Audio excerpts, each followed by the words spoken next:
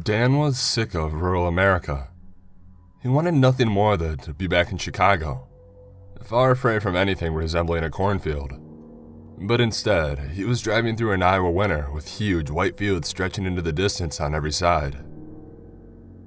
Every 5 minutes, a lonely farmhouse would appear off in the distance, a long, snow-paved driveway between it and the highway. The road felt like it was cut off from the rest of humanity. A single dark line through an otherwise pale, lonely world.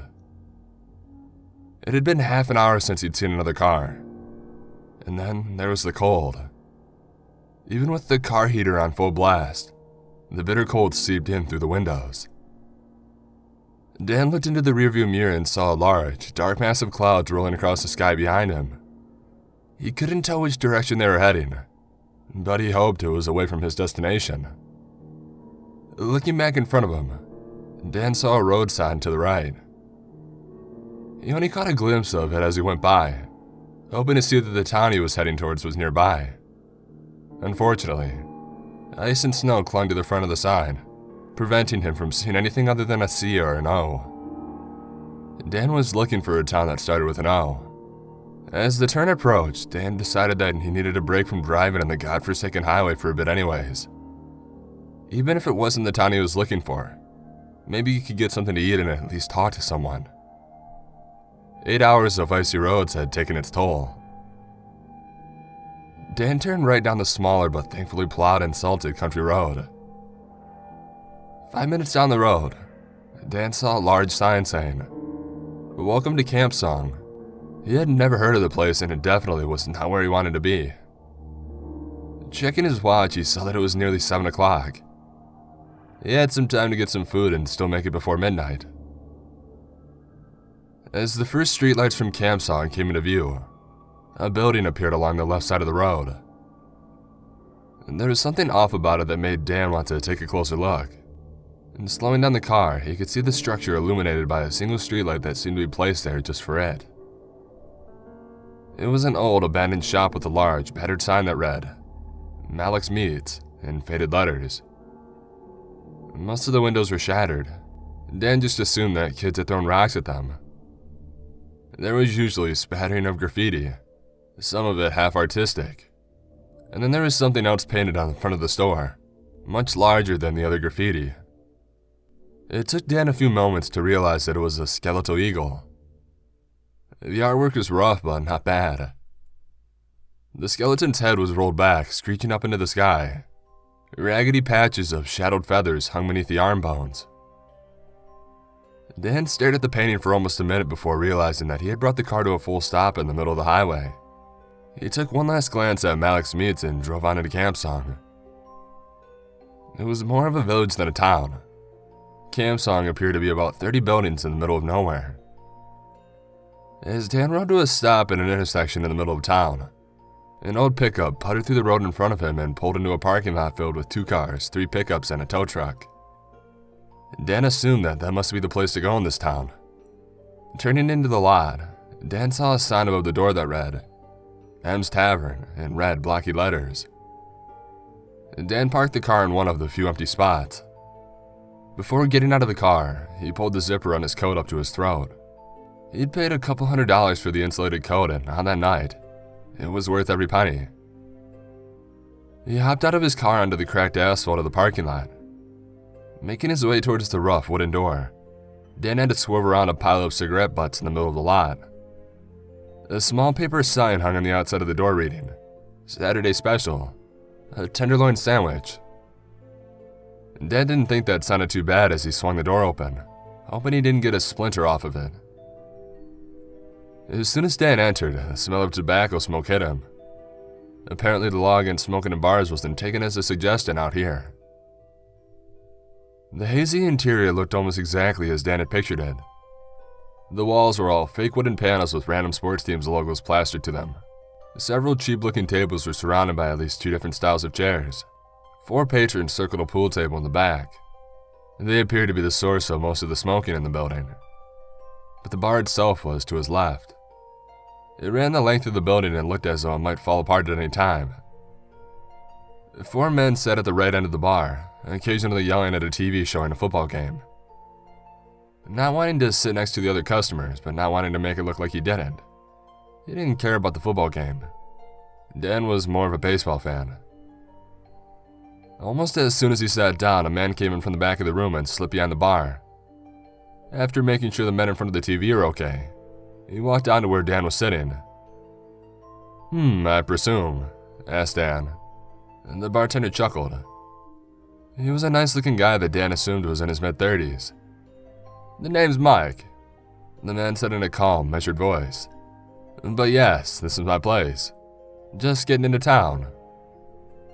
Seemed like a good idea at the time, said Dan. Can I get a rum and coke and one of those tenderloins? The cook just left for the night, actually, said Mike, grabbing a bottle of rum and a glass. But I can get you that drink. Dan was annoyed that he couldn't get a sandwich, but he wasn't keen on making a scene in the middle of a dive bar.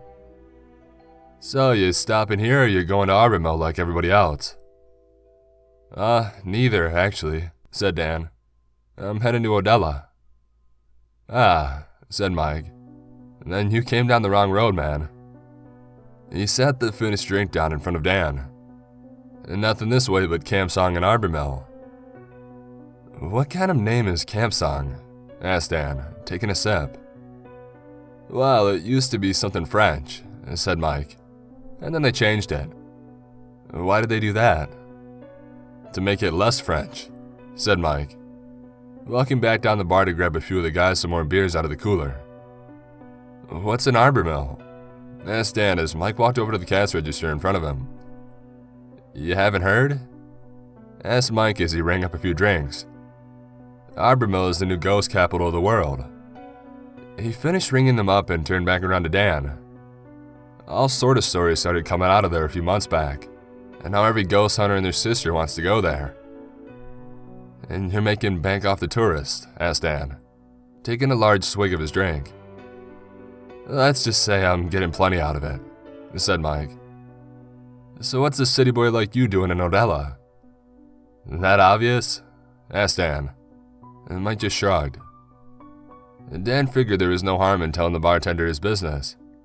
He didn't plan to be back in Camp Song ever again. Well, my grand aunt died. I'm heading to the funeral. Well, I'm sorry to hear that, said Mike. Don't be, it's okay, said Dan. We weren't what you called very close. And I'm pretty sure she moved back to the old family home in the middle of nowhere, just so people would have to drive out here. There was more than a hint of spite in Dan's voice that he was sure was lost on the bartender. The customer closest to Dan had his head tilted just enough that Dan suspected that he was listening in as well. Not a family man, eh? Asked Mike. Dan laughed a little bit too loudly. He sucked down the last of his drink before answering. He could feel the alcohol barely starting to hit him. My family has a tradition when someone dies, said Dan. They get there as soon as possible, pretend to be sad, and then loot everything they can. That sounds fun, said Mike. I'm sure your family reunions are a blast. Dan sighed and glanced over at the group in front of the TV. A couple of them looked away quickly. It seemed like the out-of-towner was the entertainment for the night. When he turned back to Mike, he found a fresh drink sitting in front of him. Thank you, said Dan, not asking how he had got it out so quickly. He took a sip from the new drink and then went back to talking. The last time there was a family cash grab, the old lady grabbed something that was 100% mine out of my parents' house. I'll be damned if anybody else is going to get it. Well, good luck, said Mike, avoiding the obvious question of what the item was. And watch out in Odella. Why's that? Arbor Mill has ghosts, and Odella has monsters, said Mike, half grinning. Most of them are in state prison there, though.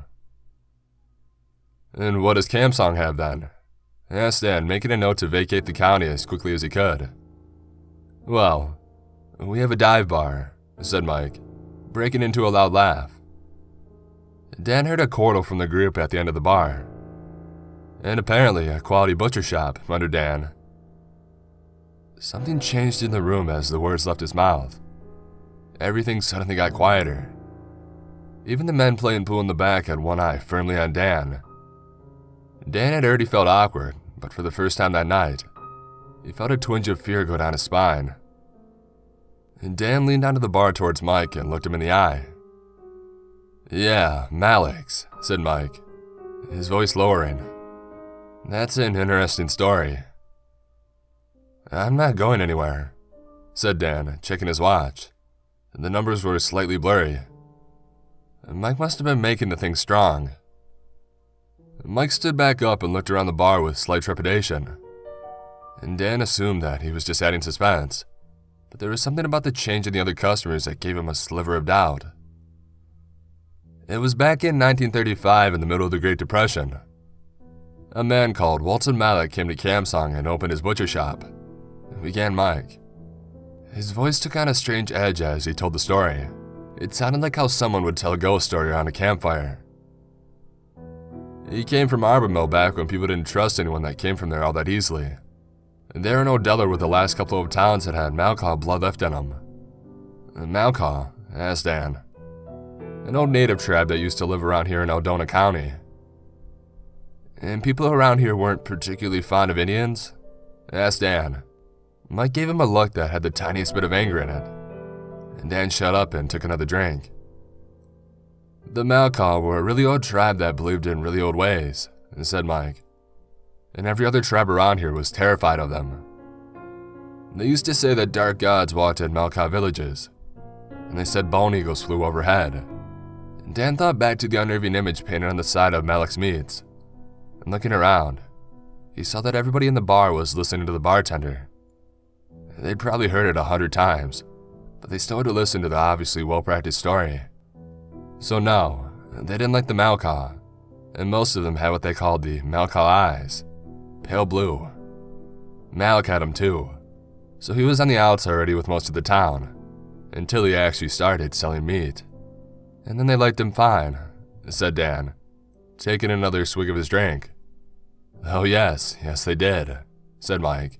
Cheapest meat in the state. Courtesy of his brother's farm back in Odella. And every Sunday he'd put up a sign for the Sunday special. The people would come here from miles around for the barbecue pork on Sundays. And Dan thought he knew where the story was heading. And so everybody in Kamsong was happy. And then one day, a guy goes to see his sister in Odella. And as he's leaving, he decides he wants to go see Malik's brother and thank him for giving him the meat so cheap. Let me guess, said Dan. There is no Malik farm. Mike scoffed as if he had planned on him asking that.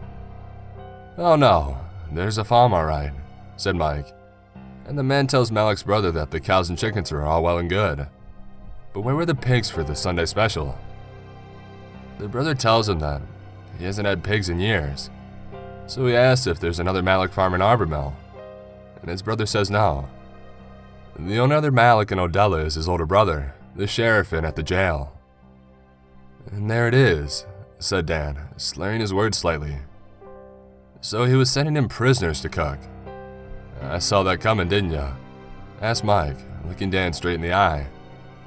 It's kind of hard not to, said Dan. Mike grinned, not looking as pissed as Dan thought he might be for blowing the big finale. As Dan went to take another drink, he noticed that the group at the end of the bar was still watching Mike intently. That's not the end, said Mike. After the man got back to Kamsong, he riled up the mob and they headed out to Malik's to bring him to justice. To lynch him, in other words, said Dan. More or less, said Mike. So they dragged Malik out of his shop and he stands there in front of the mob and asks them, Is this how you treat me after I've fed all of you for years? You all still have money in your pockets because I saw a different way. We can still go back to the way if we stop this right now and nobody outside Kamsong ever has to know. Mike paused. What happened then? Said Dan. They took a vote. The whole mob of 50 people decided right there whether to hang Malik or let him keep doing his thing. And, well, you saw the butcher shop, said Mike, bending down to where his eyes were inches away from Dan's. What do you think? Mike whispered in a strange, eerie tone. Dan lowered his eyes to the bar while he considered. Mike suddenly slammed one hand onto the bar. Dan leapt back in shock and fell straight out of the chair onto the damp wood floor. A moment later, every other customer in the bar was laughing their asses off. Dan dusted him off and got back into the scene. Although Mike wasn't laughing, he was smiling very broadly. "I couldn't resist," said Mike. "Yes, they lynched his ass. No more Sunday special for them." Dan finished his drink with a long gulp and slammed the glass into the bar. "That's a true story?" he asked, leaning back into the chair. "Honestly, I don't think anybody even knows anymore," said Mike. Dan chuckled and looked down at the other customers. Apparently, after they got to see Mike scare the new guy, they had lost interest. Looking down at his watch, he saw that it was almost 9 o'clock. "Wow," said Dan. "I have really got to get going. How do I get to Odella from here?" "Well, it's easy enough, man," said Mike. "Just go back to the highway, turn right. It's going to be the first left after you go over the river." "Great," said Dan, getting to his feet. "How much do I owe you?" "Not so fast," said Mike. Dan froze in place. "How about a shot in the house to remember Camp song by?" Dan had never heard a bartender offer free booze right before a guy was about to drive off. "No thanks," said Dan. "I don't do shots. They're the main reason I have an ex-wife." "Oh, come on," said Mike with a broad grin. "I have a very good house shot here." He pulled a clear bottle of dark red liquid from underneath the bar. "I call it the Malik." He poured a small amount into a shot glass and pushed it towards Dan. Perhaps it was because of the story, and maybe because it just looked so much like blood. But Dan wanted no part of the shot. "It's a very pretty shot," said Dan, "but I still have to pass. I have a fair way to drive on some bad roads, you know." "I understand," said Mike. The bartender picked up the shot and drank it in one gulp. "Your loss." Dan grabbed a $20 bill out of his wallet and laid it on the counter. "Keep the change," said Dan, "for the entertainment." Mike laughed and grabbed the money off the bar. "You're very welcome, good sir," said the bartender. "You better get a move on, though. Pretty sure I just heard them talking over there about a winter storm coming in." Dan looked out the window and saw a splattering of snowflakes on the window. He let out a burst of profanity and ran for the door, hoping to some higher power that the storm didn't get so bad. Moments later, his car sputtered to life and he skidded out of the parking lot just as the snow really began to fall. Dan could feel the bartender's eyes following him through the window. Dan couldn't believe how quickly the storm had rolled in. As he made his way through the intersection, he already had his wipers on full speed. As he sped past the last buildings into the town proper, the wind was howling around the vehicle, trying like crazy to blow it off the road. At his best, Dan would have had an issue driving in this weather, but with the strong drinks in him, he knew that he had no business driving through the night. He had to make it to Odella, though, and he wasn't going to stay in Camp Song all night. Dan stared through the windshield as the wipers did their best to keep the snow off of it. He kept hoping the exit to the highway was closer than what he thought. As Dan moved slowly down the road, expecting his traction to go out at any moment, he began to hear something beneath the wind. A thump, a rattle. Sounds that he shouldn't have been able to hear above the howling wind. He forced himself to pay full attention to the road, knowing that his drunk ass was just hallucinating sounds. It was at that moment when the sound came louder than ever before and from directly above his car hood. It was the sound of massive wings beating the air above him. As outright terror began to creep into Dan's mind, a blast of wind hit the side of the car. Dan tried to straighten the car, but it was for no use. The car veered to the right and off the highway. Dan's head began to swim and he was only aware of two things: a large object right in front of him, and the sound of giant, bony wings.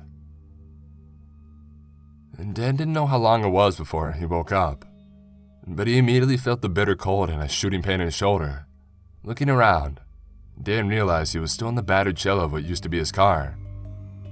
He must have slid sideways into whatever he had hit because the passenger side door had been ripped off. A frigid wind blew in through the gaping hole in the vehicle, testing the limits of his heavy, insulated coat. Dan unfastened his seatbelt, which he assumed was the cause of the pain in his shoulder and also the reason he was alive. Wanting to get a better view of the situation, he shoved the driver's side door open. Dan fell out of the car into foot-deep snow. He brushed the snow off his coat as he stumbled to his feet and found himself in a halo of light. He looked up through the still falling snow to see a single streetlight that was now bent at an angle. He knew where he was. Dan looked past the light and saw the ruined facade of Malik's Meats.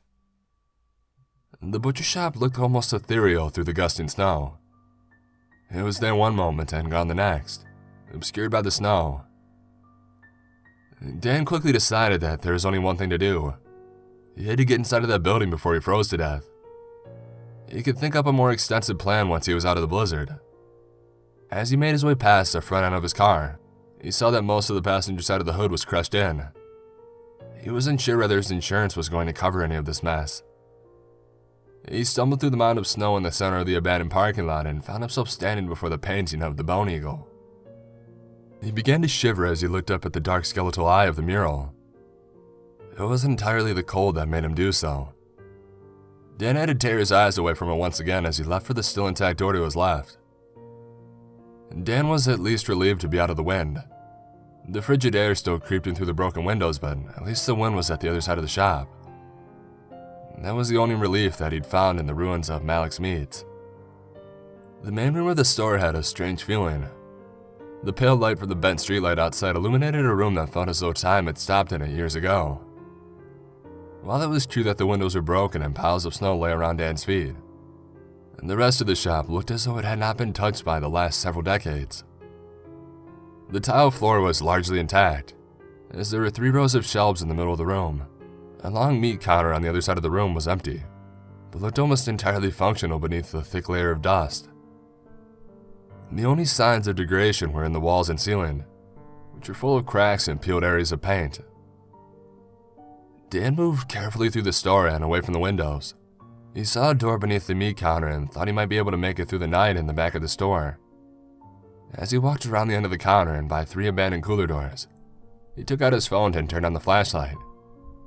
He considered calling somebody for help, but after a moment of thought, Dan came to the conclusion that even if anybody knew where he was, they wouldn't be getting here until the next morning. He was on his own for the night. He reached the door behind the antique cash register that still rested on the counter. As Dan reached for the door, for the second time that night, he heard a sound that he knew shouldn't have been there. A low buzz emanated from behind the door. It reminded Dan of the sound he heard coming from meat counters while they were carving up slabs of meat. All he could imagine was a blade sawing through flesh and bone. Dan stood there staring at the door, trying to rationalize what he was hearing.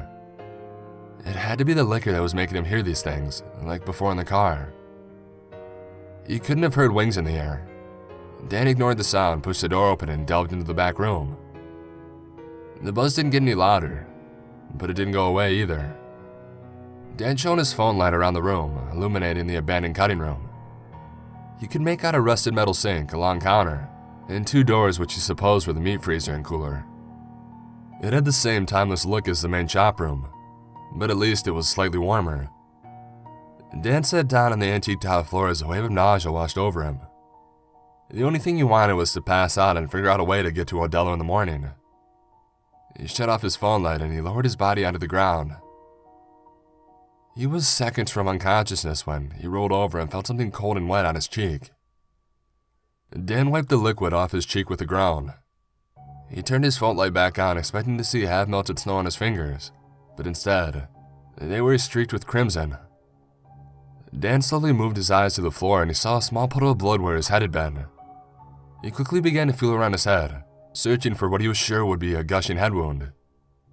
Finding nothing but a matted area of hair, he rose to his feet and pointed his light at the counter above him.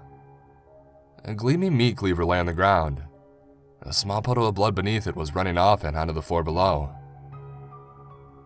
Dan jumped away from the blade and felt the antique sink ding into his back, a rusted edge jumping into his back through his coat. The cleaver just lay there, ominously. Dan struggled to remember whether he saw it when he came into the room.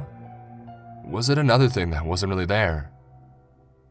As he stood there obsessing with his back against the sink, a loud cracking noise came from his right, and this time, Dan could not suppress a frightened whimper from coming out of his mouth as he dropped shuddering to the floor. Something from earlier in that night came back to Dan. The state prison less than an hour away. It suddenly made more sense than anything that he had just found the lair of an escaped prisoner. Summoning what was left of his composure, Dan crept forward and grabbed the bloody meat cleaver off the counter. The blade was as cold as ice. Drawing himself up to his full height and readying the cleaver, Dan spun into the doorway to face whatever was there. He instantly froze as he found himself staring into the empty eye socket of a skeletal eagle. It stood atop the weathered meat counter, one claw perched upon the old cash register. The thing was massive, blocking his view of anything else through the doorway. Tatters of flesh clung to its skeletal frame. Its wings were barely cohesive masses of rotting feathers. Its head bobbed back and forth, the dark socket fixed on Dan. He heard its claws scratching at the counter beneath it. Snapping out of his stupor, Dan did the only thing he could think of. He raised his arm and hurled the cleaver directly at the massive eagle. It was an awkward throw, but its aim was true. It flew directly into the eagle's skull and passed through it. Dan could hear the cleaver land on the floor behind it with a loud thud. Dan collapsed to his knees as the vision in front of him began to fade, and a moment later, the eagle was gone. It had been a hallucination after all. Everything had been. Dan was about to break into hysterical laughter when the loud cracking noise came again from behind him. Dan's heart skipped a beat as he realized where he had heard it before. It was the sound of the freezer defrosting. He still heard the buzzing sound from before as well. It was the sound of electricity running through the building. The freezer directly behind him in the abandoned butcher shop was completely functional. Dan took a deep breath and turned towards the freezer door. He had had enough for the night. Summoning that all remained of his composure, he began to move slowly towards the door. As he approached it, Dan could see light gleam off of the steel door, a door that looked strangely modern in the middle of the antique site. His innards felt like they had turned to ice, as Dan grabbed the handle of the door and pulled it open. The pale light from the streetlight outside shone just bright enough to illuminate the nightmare lurking within, where large, dark bags hung from the ceilings. The shapes inside the bags were not from any animals. Dan didn't scream when he saw the contents of the freezer. He didn't run away or drop to his knees. A single thought just kept repeating in his head. I knew this was coming. The very second he had woken up in front of Malik's Meats, he had known there would be bodies in it, and they couldn't be real. After a few strong drinks and a probable head injury during the crash, of course he was going to be seeing things. The bartender's tale had done a number on him, and this was the end result. He had seen the bloody cleavers, skeletal eagles, and now a freezer full of dead bodies. He had just one thing to prove. Dan walked forward and reached a hand out towards a large black bag, fully expecting that his hand would go right through it, returning him to a reality in which the only thing to fear was the biting cold. But when he felt a thin layer of plastic over what could only be a human hand, the terror finally came.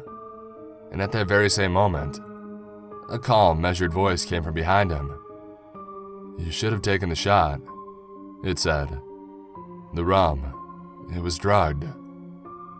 Dan had no time to react before a large blow struck him on the back of his head. He fell face first into the body bag in front of him and then collapsed onto the floor, reeling in pain.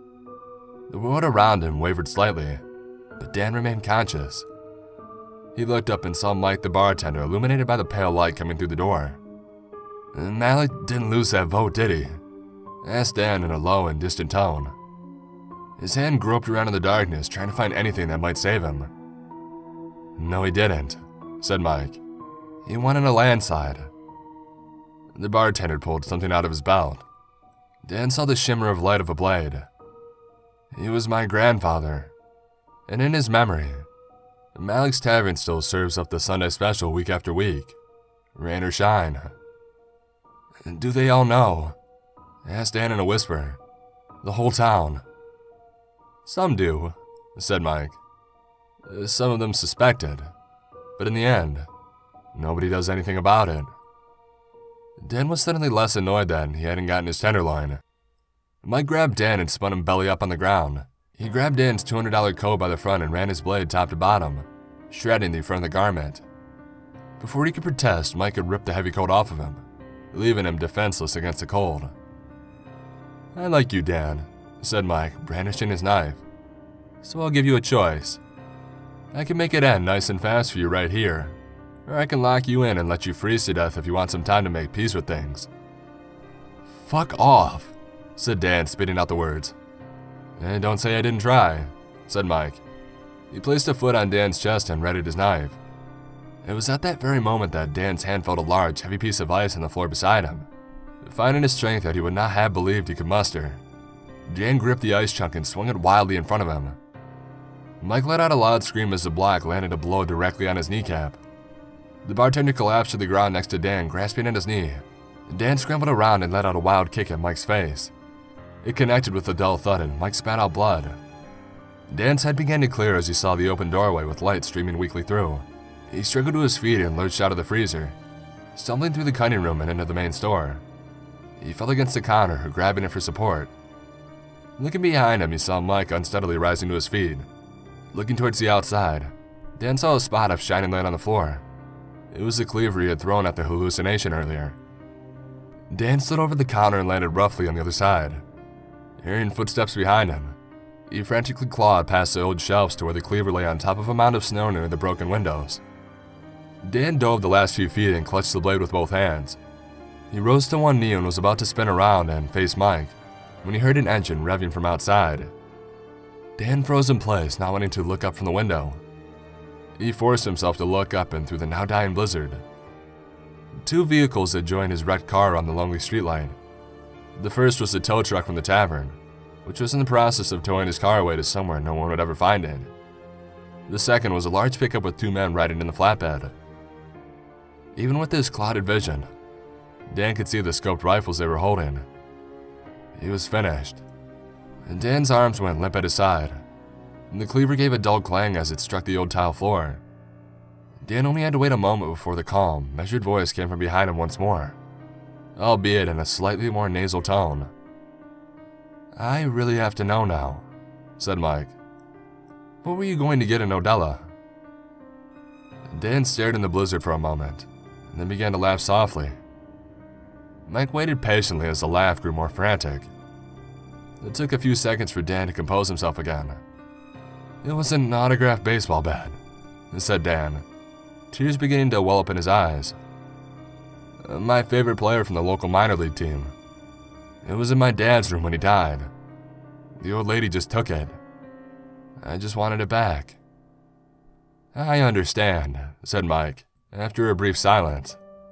"And I promise you," Dan felt the tip of the knife against the back of his neck, "if your family stops by the tavern on their way back home, I'll bury it next to what's left of you." A split second before everything went dark, and Dan thought he could hear the sound of bone wings echoing through the night sky.